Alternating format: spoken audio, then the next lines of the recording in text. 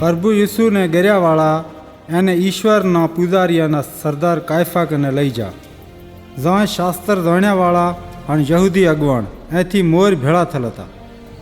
પતરસ થોડોક સેટે થઈને પ્રભુ યીશુની ચેડે ચેડે ઈશ્વરના પૂજારીઓના સરદારના ઘરના આંગણા સુધી જો અને જઈને નોકરા ભેળો બેઠો હતો કે જોએ હવે શું થશે.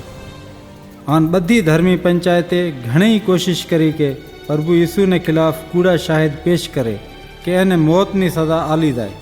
ઘણાએ કૂડા શાહિદ આવ્યા પણ અહીંયાને કોઈ એવી વાત ના મળી.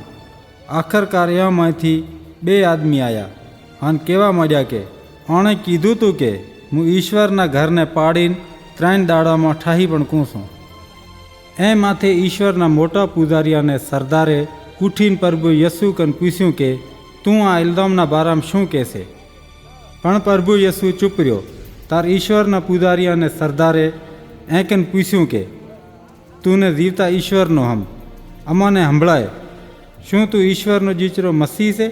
પ્રભુ યસુએ એને વરંદી આલી કે એ તો તે પણ કીધું છે, પણ હું તુને કહું છું કે આજથી કરીને તમે મનુષ્યપુત્ર યાની મને ઈશ્વરને રમણે પાસે માન અને અધિકારથી બેઠલ અને વાદળોમાં આવતા ભાળશો.